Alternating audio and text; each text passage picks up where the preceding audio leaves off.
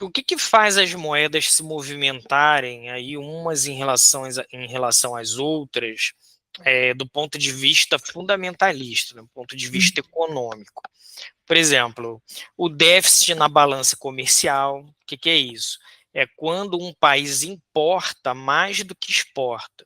Quando a soma aí dos produtos que ele compra de fora é maior do que tudo aquilo que ele vende para fora, né? Então, aqui são as causas, por exemplo, da alta do dólar. Vamos pensar no Brasil, por exemplo.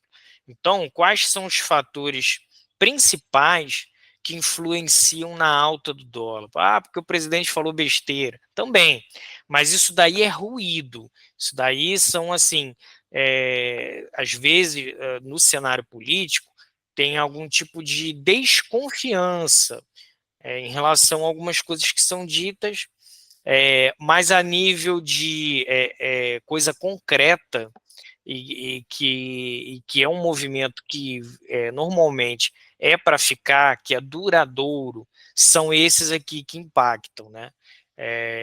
Os econômicos. Existe o ruído político, mas o econômico é esse aqui, que é o déficit da balança comercial, né?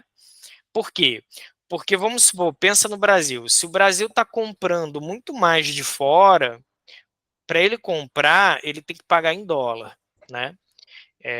Se eu estou comprando, por exemplo, de uma empresa chinesa, normalmente não se aceita reais. O comércio global, ele ainda é dolarizado. Isso está Uhum. mudando, alguns países estão fazendo acordos para que não as coisas não sejam, os contratos, né, não sejam liquidados em dólares. Aos poucos está mudando, mas isso vai demorar muito tempo ainda para realmente o dólar deixar de ser o padrão global, né? Ainda é. Então, você precisa trocar reais por dólares para você poder pagar. Você faz a Uhum. remessa de câmbio para fora. Então, você tem que, na prática, fazer o quê? Comprar dólar para poder pagar a mercadoria. E toda vez que você compra dólar para pagar mercadoria, você está pressionando o preço para cima, tá? É como se você estivesse fazendo um trade comprado. Não é um trade, você só quer pagar por um serviço, uma mercadoria. Mas esse pagamento, esse contrato também influencia a alta do dólar, tá? Outro ponto que influencia na alta, gastos fora do país. Quando turistas compram muito dólar para gastar fora do território nacional, né? Eu me lembro muitos anos atrás, aí, quando o dólar era R$ 2, né? Por Nossa, exemplo, lembra disso? O que chato. brasileiro, o brasileiro estava indo muito para o exterior, estava viajando, estava gastando, né? Tava todo mundo indo para os Estados Unidos, e eu não fui, né? Mesmo naquela época eu ganhava pouco. Eu não fui, mas muita gente ia, né? E aí o que acontece? Quando o turismo está muito forte no exterior, né? O brasileiro, por exemplo, ele compra dólares, carrega o cartão pré-pago, compra moeda em espécie, né? E tudo mais. Então você está comprando dólar para levar para fora. Quando você compra dólar, você pressiona o preço para cima, tá? Uhum. E na época que o dólar estava assim, nesse nível, o gasto dos brasileiros fora do país estava tão grande, que pressionou realmente a cotação para cima, e foi na época que o governo criou o IOF no cartão de crédito. Eu não sei se vocês lembram disso, mas eu já trabalhava no Itaú, então peguei essa época. O IOF no cartão de crédito era 0,38%. Ou seja, valia muito a pena você usar cartão de crédito, no qual praticamente não tinha imposto. E aí o governo subiu para 6,38 e só mudou agora recentemente. Ficou todos esses anos aí. No ano passado é que diminuiu um pouco, mas ainda é alto, né? Mas na época, se subiu o IOF para mais 6%, para desestimular o consumo em moeda estrangeira, né? Por quê? Porque era tanto gasto no exterior, no cartão de crédito, compra online ou compras em viagem, que o governo fez esse movimento de taxar para reduzir esse consumo, esse gasto de dinheiro fora do país, para você ver o quanto que isso realmente pode influenciar a alta do dólar, se isso acontecer, né? Uhum. E o mais importante, né, juros. Quando os Estados Unidos sobem, quando os juros sobem nos Estados Unidos, melhor dizendo, a tendência será que os investidores do nosso país levem o dinheiro para lá, uma vez que terá um maior rendimento num país mais estável, né? Então, ou seja, você vê que, se vocês costumam acompanhar a live, essas coisas, você já deve ter escutado isso, né? Que tudo gira em torno dos juros nos Estados Unidos. Se a bolsa sobe, se a bolsa cai, né? Se o dólar iene está subindo, está caindo. O motivador principal é sempre em relação a juros nos Estados Unidos.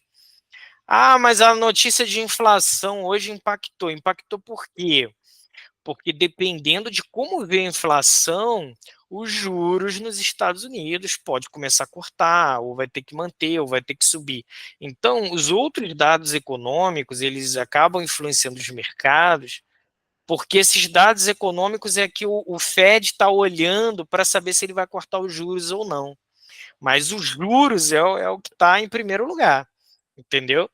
É o que manda no fluxo do dinheiro e, consequentemente, na tendência de um par de Forex. Tá? Uhum.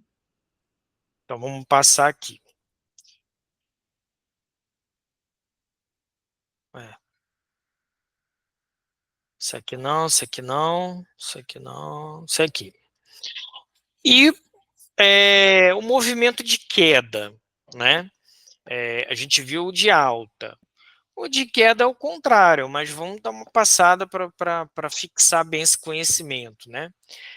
O que causa, por exemplo, a queda do dólar frente ao real brasileiro? Por exemplo, gastos dos estrangeiros. Quando vem uma grande quantidade de estrangeiros para o país, como por exemplo na época de carnaval, há uma grande quantidade de moeda que entra no Brasil. Ou seja, quando isso acontece, as variações do dólar vão para baixo. Então, imagina no carnaval, vem, sei lá, 2 milhões de gringos aí, de estrangeiros para o Brasil.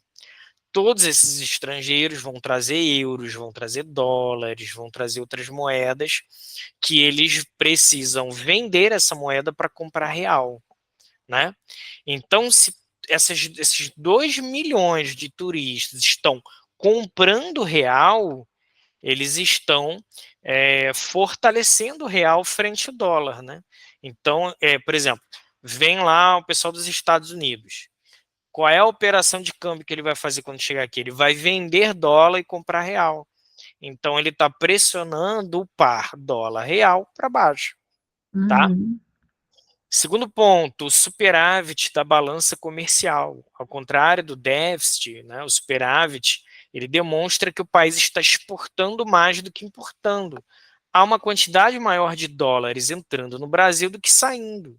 Isso faz com que caia o seu valor em relação ao real. Então, se o país está vendendo, vendendo, vendendo, muito mais do que comprando, as empresas do Brasil vendem e recebem remessas internacionais em dólares. Só que essa empresa não vai permanecer aqui com dinheiro em dólares no Brasil, né? Então, o que ela faz? Ela converte para reais. Então, ela vende dólar e compra real para jogar o dinheiro na conta. Então, quando o país está exportando muito mais do que importando, isso cria uma forte, muito forte tendência na moeda, de valorização da moeda nacional, porque você está conseguindo vender muito mais bens e trazendo dólares para dentro do país. Então, a oferta de dólares está abundante e o preço cai, tá? E por último, muito importante, o mais importante, juros, né? Quando os nossos juros começam a subir, né? O contrário também acontece, com investidores estrangeiros trazendo os seus investimentos para o país e fazendo a variação do dólar descer perante a nossa moeda. Ou seja, pessoal, se amanhã, né, o Roberto Campos Neto, nosso Banco Central, se ele desse uma canetada e subisse os juros para 20% ao ano, o dólar ia acontecer o quê com o dólar? Como é que ia ficar o gráfico do dólar real? Ele ia despencar. Por quê? Porque automaticamente, pagando 20% ao ano no título do Tesouro Selic, aqui no Brasil, ia vir uma enxurrada de dinheiro do mundo todo para comprar esses títulos, para investir na renda fixa aqui, né? Lembra que eu expliquei em relação à aula dos juros? Imagina um fundo, uma grande empresa, ele pode se endividar no Japão, que o juro é zero, ele pega todo o empréstimo que todos os bancos quiserem dar para ele, porque não tem juros praticamente, pega esse dinheiro grátis, transfere para o Brasil, para uma conta que eles vão abrir aqui para investir, e aplica a 20% ano, né? Que vai ser o suficiente para ficar pagando o empréstimo. Isso é muito comum, parece um movimento louco. Pô, quem vai pegar empréstimo para investir em renda fixa de outro país? Isso acontece, ó, o tempo inteiro. Olha que legal, você ganhar 20% ao ano sobre um dinheiro que não é seu. O dinheiro é do banco, e o banco quer te dar dinheiro de graça, né? Que é o juro no Japão é zero. Então, na prática, é dinheiro de graça. Você tem dinheiro de graça no banco, você pega esse dinheiro e investe, né?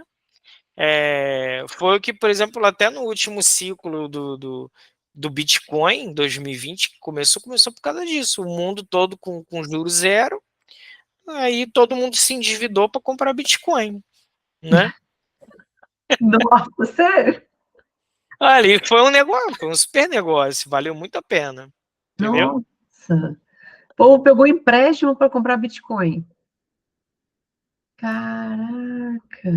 Comigo, na época eu ainda estava no Itaú, e chegou uma época que o banco começou a cortar o limite pré-aprovado. Você já viu, sabe aquele limite que fica lá no caixa eletrônico, Ah, não internet é o livro? vem, fica piscando assim bonitinho, vem, né? Tem um dinheirinho aqui para você, né? Ah, Então, as pessoas estavam pegando tanto dinheiro emprestado para comprar Bitcoin. E quando o banco tem uma inteligência fantástica, pelo menos o Itaú. Então, quando ele começou a perceber aqueles clientes que sempre faziam um TED para correr para exchange de cripto, essas pessoas tiveram seus limites cortados, entendeu? olha. Porque, tipo assim, o pensamento foi: se der certo, ok, a pessoa vai me pagar, mas se o Bitcoin derreter, essa pessoa não vai pagar esses empréstimos. Nossa. Ainda bem que valorizou, né? É, mas Caraca. existiu isso, existiu, pior que existiu. Nossa, eu não sei se eu conseguiria fazer um negócio desse, não, cara. Você olha lá o limite do LIS, aí eles botam lá 30 mil, 40 mil, e você olha assim, porra, já pensou pegar 40 mil de LIS? LIS é do Itaú, né? Eu tenho conta É, de LIS. você Para ficou olhando assim, pô, esses caras não me conhecem, não é você possível. comprar Bitcoin. É, Não, tem gente que pega para pôr no mercado, cara. Eu não, é conheço gente que demais. faz isso, que vende carro, vendeu Para carro fazer o quê? Para operar day trade? para operar day trade. Ah, Vendeu carro, cara. Sim, sim. Já ouvi tanta história. Você assim, também já deve ter escutado, né? Que você está há mais tempo no mercado do que. não, eu já vi, já vi. Acho que subiu uma pergunta aí, ó. Vai, Lili, levanta a mão aí. Na verdade, uma pergunta, só o compartilhamento dentro dos absurdos. O marido de uma colega aqui pegou 80 mil com o pai e começou no índice, perdeu tudo, tipo, numa tacada, tipo, tem gente que doideira, 80 mil reais. Nossa. Olha que Acredito. loucura. Eu acredito. 80 mil já quis bater Pessoal, logo assim, um contrato, né? é muito triste. Vou te Eu acho, falar que, assim, muito acho que triste a mesmo. pessoa começou e já falou assim, já vou entrar com 50 contratos, que tem 50% de chance de dar certo. Aí você pergunta para a pessoa quanto tempo ela opera, ela te fala 6 meses, 5 meses, entendeu? Não, parece que era, eu acho que era até menos que isso, inclusive. Aí, Olha que loucura. eu costumo falar, e sempre vou continuar falando isso, acho que a pior coisa que pode acontecer é a pessoa começar no trade com muito dinheiro. É pior, cara, é pior. O tombo pode ser muito grande logo na largada, entendeu? Sim. Às vezes você pensa assim sobre você, né? Poxa, eu tô no trade já tem um tempinho, mas, poxa, capital pequeno. Às vezes é até bom para você, sabe? Porque se você tivesse com dinheiro sobrando, tivesse algum investimento ali, e no teu primeiro ano de trade você já fosse pegar com pouca experiência, muito capital para operar, provavelmente você ia perder tudo, entendeu? Então, às vezes, esse tempo de amadurecimento que você está operando com pouco dinheiro é até bom para você, né? Enfim. É Assim, verdade. o máximo que eu já vi, que eu tenho visto, é até um caso recente, é R$ 1 milhão, entendeu? Da pessoa perder no day trade ao longo de 8 meses, né? Triste. É, eu já vi de 40 milhões. Não, aí a pessoa até se mata. É, então, quase. Mas 40 milhões talvez seja dos outros, né? Não é nem Não, da pior que pessoa. não era só dos outros. Tinha gente que estava na jogada também, mas a grande parte Era da própria pessoa. era da própria pessoa. Nossa, Foi até a head da conta chegou para a pessoa e falou assim, cara, viu? Tu não complicado. vai botar stop na operação, não? Não, mas no marco zero não vai chegar. Ah, então tá bom, Chegou. vai lá. Mas a sua conta vai chegar no marco zero. O Cara, problema é a tua conta zerar antes, né? rindo de nervoso, mas aconteceu. É. É foda. Não, mas vocês estão aqui buscando fazer do jeito certo, isso que é importante. Aqui, pessoal, olha que legal. Essa apresentação aqui, ela já é bem antiguinha, como vocês podem ver a tabela. Eu não consegui pegar no Invest hoje para trocar isso aqui, mas eu achei até curioso deixar depois. Eu falei, você quer saber? Eu vou deixar, porque olha que curiosidade, né? Em 2021, como vocês podem ver, o cenário no mundo era esse. A Selic no Brasil era 2,75 ao ano. Na Europa, o juro era zero. Estados Unidos, 0 a 0,25. Na Inglaterra era 0,10. Na Suíça era negativo 0,75. Né? Isso Olha que foi na legal. pandemia, né? Foi, Logo eu vi, eu falei assim, nossa, 2,75, não estou me lembrando disso. O Aí juros no agora tá. Brasil chegou a 2%. É, Aqui já estava começando a subir. sim, Já estava subindo já. Entendeu? Você botava no CDB 100% CDI, você ganhava 2,65 no ano. é, bem baixo mesmo, né? Estava abaixo da inflação. Japão, pessoal, estava na mesma taxa que estava até mês passado. Entendeu? Uhum, Olha como que o mundo subiu a taxa de juros e o Japão permaneceu até mês passado na mesma taxa. É por isso que a gente viu aí o dólar iene só subir todo esse tempo. Porque desde 2021 que o mundo está aí começando o ciclo de alta de juros e o Japão não quis mexer. Até porque eles não tinham problema com inflação. Pelo contrário, eles tinham deflação. Então, para eles, estavam muito confortáveis em não mexer. Hoje, para vocês terem uma ideia, a Rússia, que está em guerra, na época, os juros deles era 4,5%, agora é 16%. nossa. O Brasil está em 10,50, Europa já está 5, Estados Unidos 5,5, Inglaterra também chegando em 5, a Suíça 1,5 positivo, né? Olha como mudou o cenário, né? Como a taxa de juros subiu de 2021 para cá. E só Uhum, o Japão permaneceu no mesmo estímulo, né? sim. E como que pode? As pessoas, como que elas investem lá em renda fixa? Hein? Será que No não Japão, investe, né? não, no Japão, as pessoas elas investem fora, elas investem em outros países, entendeu? Hum, As pessoas tiram o dinheiro do Japão e colocam em outros países, e compra ações, compra fundo, compra renda fixa, compra dólar. né? A maior parte da poupança, do investimento do cidadão japonês não é no Japão, é fora. Porque faz Entendeu? sentido, né? Não rende nada, Não rende você nada. perde, pelo contrário, né? Você perde, você paga para colocar o dinheiro no banco. Ah, entendi. Olha que louco, né? Para a gente que é brasileiro, a gente não conhece. Ela é muito fraca, né? Ela não é demandada, muita instabilidade política e econômica. Então, assim, você ter um capital dolarizado é muito importante mesmo, né? E É. aqui na CFA, de fato, é muito fácil. Faça acesso a abrir a conta dolarizada, ganha mais de 4% ao ano no momento em dólares, né? Fora as suas operações. Pode ter conta de ações americanas custodiadas, pode comprar ETF também, investir em ETFs.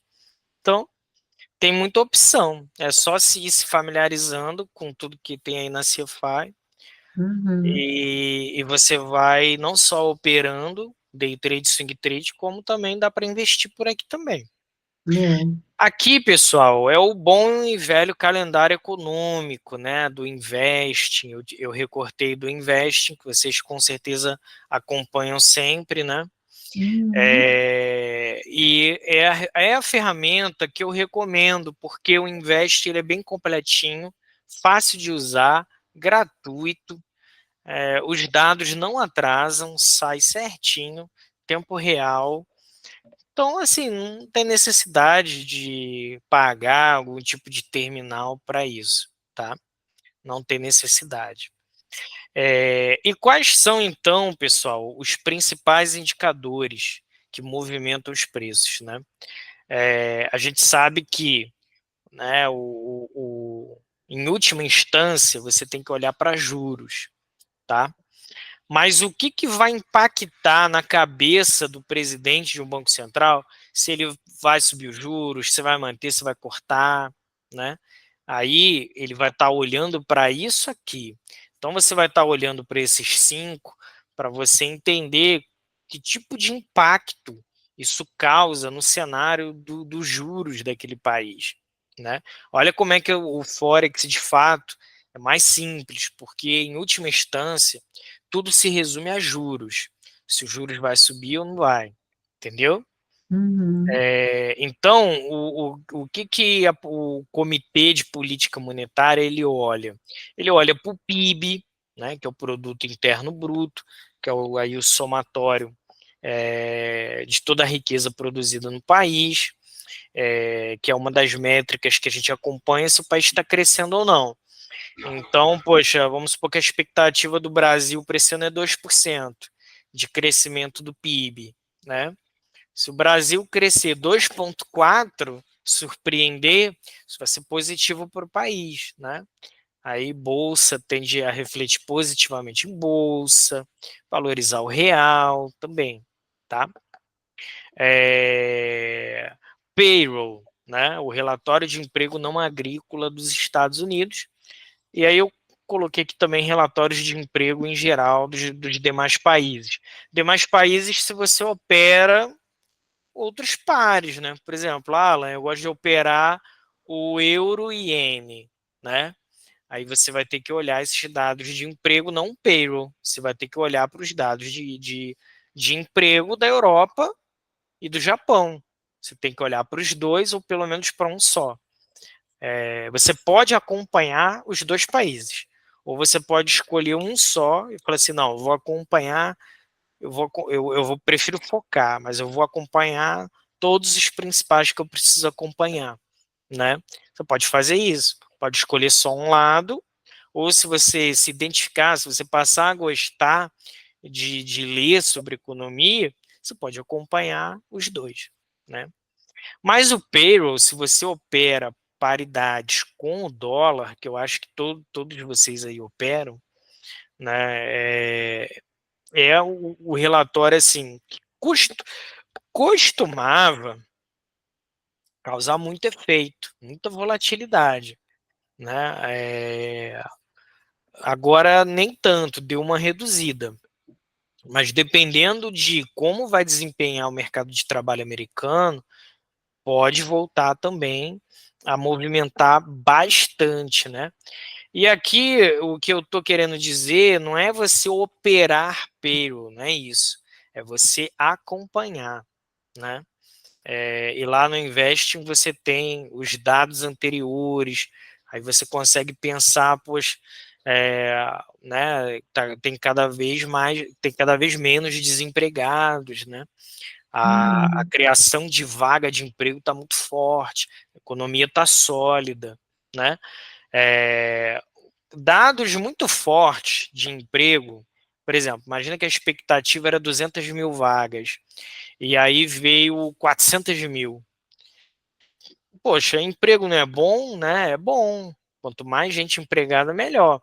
Só que para o atual momento, que o juro já está alto, que o mercado está esperando comece uma queda nos juros, se vier um dado muito forte de emprego, é ruim nesse aspecto. Por quê? Porque mais gente empregada é mais gente com dinheiro na mão, consumindo e jogando o preço para cima, pressionando a inflação, dificultando que a inflação caia, né? Então, se a inflação não cair, como que vai cortar os juros? Vai ter que permanecer com juros altos até que na ponta ali, nos dados da inflação consumidor, essa inflação venha a ceder e ir em direção à meta do Banco Central. Então, se o dado de emprego vem muito forte, isso é inflacionário, e aí dificulta o ciclo de corte. Show? Uhum. 3, o índice de preços ao consumidor, que aqui no Brasil a gente chama de IPCA, né? Que é o índice de preços ao consumidor amplo. Nos Estados Unidos é o CPI, né? Que é o índice de preços ao consumidor. Tá? Então, a inflação ao consumidor é um aspecto também que vai impactar nos juros, né? Muita gente tem defendido, né, o Brasil tinha que estar cortando juros mais rápido. Por quê? Porque a inflação está em 3,8, né, por exemplo. Então, há espaço para cortar juros, porque a inflação está lá embaixo, né? É claro que há outras métricas, por que não está cortando juros mais rápido? Principalmente a expectativa que a inflação vai ter um repique de alta logo em breve, né? Só que normalmente é assim, se a inflação cai muito, abre espaço para você cortar juros. Se a inflação começa a subir rápido, o Banco Central tem que reagir e subir juros. E assim fica esse ciclo de sobe juros, cai juros, sobe. Isso nunca vai mudar. Os juros em todos os países sempre vão ter ciclos de alta e ciclos de baixa, né? E o câmbio é inversamente proporcional. Por exemplo, qual foi a máxima do dólar aqui no Brasil? Quase R$ 6. Em que momento o dólar no Brasil bateu R$ 6? Quando a nossa taxa Selic foi a 2%. Então, os juros no Brasil, ninguém, né? Quem vai botar dinheiro no Brasil para ganhar 2% ao ano? Cheio de país aí pagando mais. Então, Sim.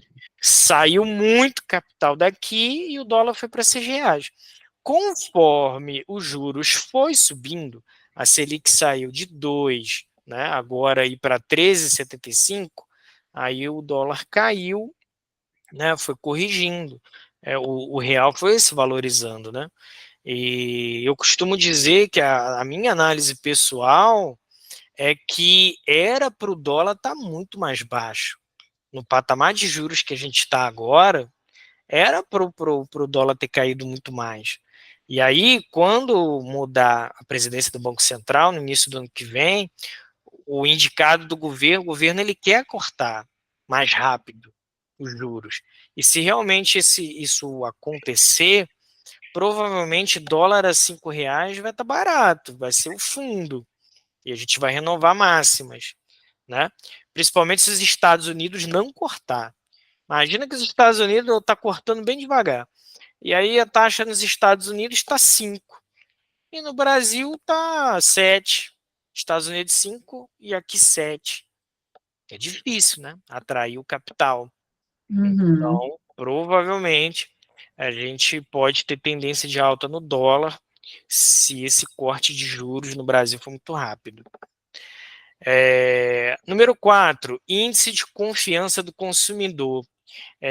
Vocês vão ver no Invest, sai uma vez por mês esse índice. E o que ele mede? Ele mede como que está o sentimento do consumidor. Porque se o consumidor está otimista com o país dele, com a economia, ele tende a gastar mais, ele tende a querer investir, a comprar carro, comprar casa, abrir uma empresa, comprar bens e serviços, viajar, ele não vai ter medo de gastar um pouco da reserva financeira para consumir, porque ele está confiante, ele está animado com o país, com a expectativa para a economia.